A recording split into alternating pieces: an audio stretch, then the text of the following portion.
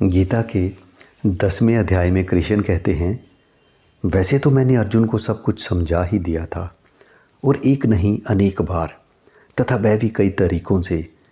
इतना सीधा सत्य और वह भी अनेक तरीके से शायद पहले कभी नहीं समझाया गया। परंतु अर्जुन समझने को तैयार नहीं था। हालांकि मैं उसकी मजबूरी भी समझ रहा था। वह एक नहीं अनेक चिंताओं से इस समय घिरा हुआ था और इस मनोदशा में किसी के लिए भी कोई भी बात समझना आसान नहीं होता।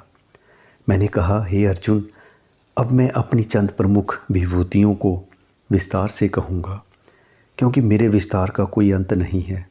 सबसे पहले तो ये समझ कि मैं सब मनुष्यों के हृदय में स्थित सबका आत्मा हूँ। सभी मनुष्यों का भूत, भविष्य तथा वर्तमान भी मैं ही हूँ। फिर भी तू मुझे विष्णु का स्वरूप यानी सबका वर्तमान ही समझ। मनुष्य पैदा हो चुका है, इसलिए अब उसका ब्रह्मा मैं नहीं हूँ। मृत्यु उसकी कल होगी, इसलिए मैं महेश नहीं हूँ। मैं तो यहाँ हर मनुष्य का आज का जीवन यानी विष्णु हूँ। वैसे ही इंद्रियों में बुद्धि अहंकार नहीं, मनुष्यों का मन मैं हूँ। हर मनुष्य का मन ही उसकी आत्मा के ज़्यादा निकट है, क्योंकि उसके बुद्धि अहंकार इस जन्म के हैं, जबकि उसका मन जन्मों जन्मांतर का है। यही नहीं, मनुष्यों की जीवन शक्ति यानी जीने की इच्छा भी मैं ही हूँ अर्जुन। और अपने जीने की तमन्ना पूरी करने के लिए यहाँ हर एक को अपना जीवन फैलाना भी ज़रूरी है।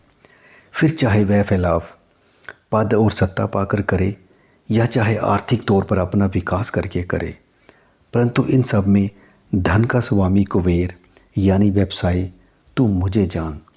मुझे ही देख अर्जुन, मैंने जीवन फैलाने के लिए कभी पद पाने, किसी का राज्य छीनने या अपना राज्य फैलाने की कोशिश नहीं की। मैंने ग्वाले से द्वारकाधीश तक का सफ़र अपनी व्यावसायिक बुद्धि के सहारे ही तय किया।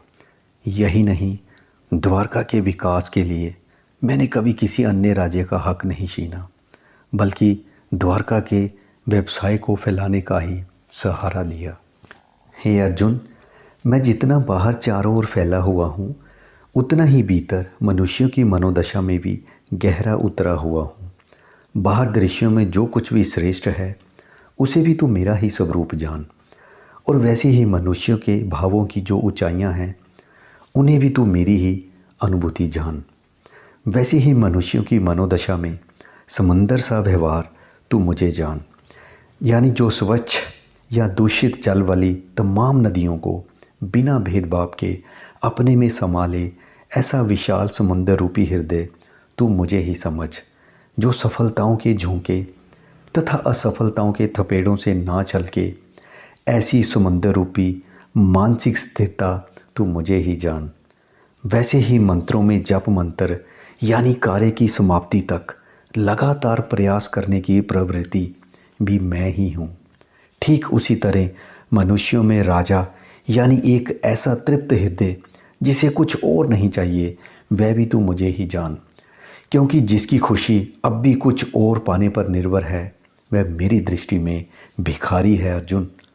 अर्जुन, तू हस्तिनापुर की धरती पाने के लिए यहाँ आया है, परंतु तू समझ नहीं रहा है कि राजा हृदय का होता है, धरती का नहीं।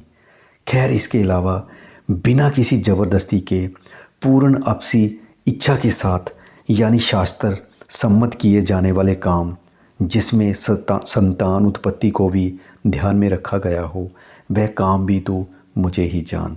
साथ ही शासन करने वालों में यमराज यानी बिना भेदभाव के समय पर न्याय करने वालों को तू मेरा ही स्वरूप समझ अर्जुन। तू भी जानता है कि मौत का देवता ना पापी देखता है, ना पुण्य आत्मा, ना बूढ़ा देखता है, ना जवान, ना स्वस्थ देखता है और ना बीमार।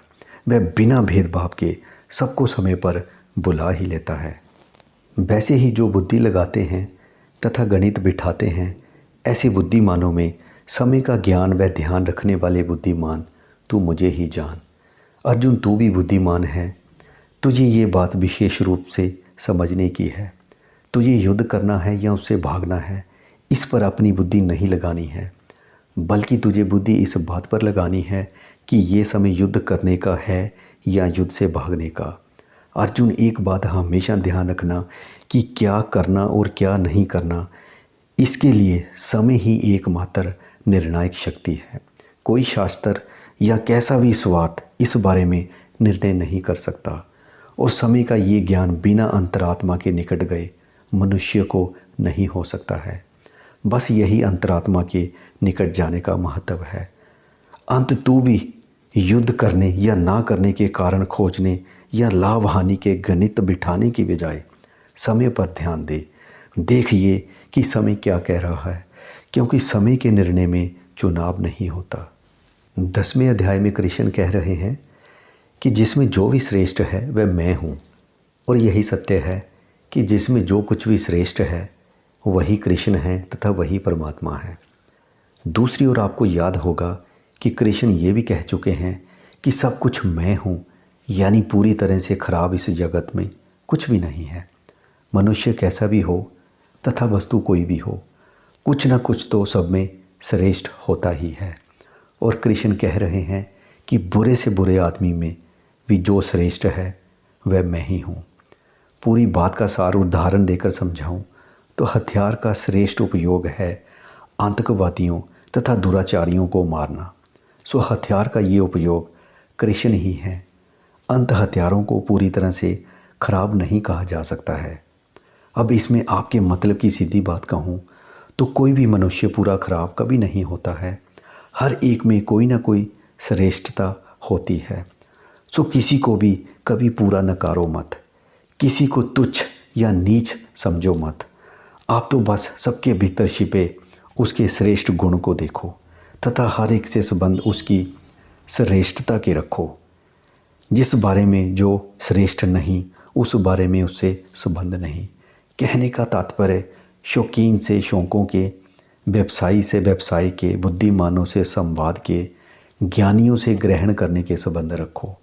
शत्रु से भी उसकी श्रेष्ठता के संबंध तो बनाए ही रखो तथा अजीज से भी संबंध सिर्फ श्रेष्ठता तक सीमित रखो। अज्ञानी से संवाद, बदमाश से व्यवसाय, मनहूसों के साथ पार्टी तथा उपवासी जिसने व्रत रखा हो के साथ डिनर करना ही क्यों। संबंध रखो सबके भीतर की श्रेष्ठता से, यानी सबके भीतर के कृष्ण से। फिर देखिए जीवन कितना हसीन हो जाता है। आप अपनी ज़िंदगी को बेहतर करने के लिए एक एक्सरसाइज कर सकते हैं। आप 20 व्यक्तियों के नाम लिखो और उनके अंदर जो गुण है, जो उनकी श्रेष्ठता है, उसके बारे में लिखें। आज के बाद संबंधों को उस व्यक्ति की श्रेष्ठता तक ही सीमित कर लें कि उसके अंदर गुण क्या है। सीखने को भी मिलेगा, मज़ा भी आएगा तथा सुकून भी बना रहेगा। तो आज का वीडियो दोस्तों यहीं पे समाप्त कर रहा हूँ। उम्मीद करूँगा आप इस अध्याय में कही गई बातों को अपने जीवन में उतारने की कोशिश करोगे, उतारोगे। अगर वीडियो अच्छा लगा तो लाइक करना, शेयर करना, चैनल को सब्सक्राइब ज़रूर करना। मुझे अपना कीमती समय दिया वीडियो देखने के लिए धन्यवाद।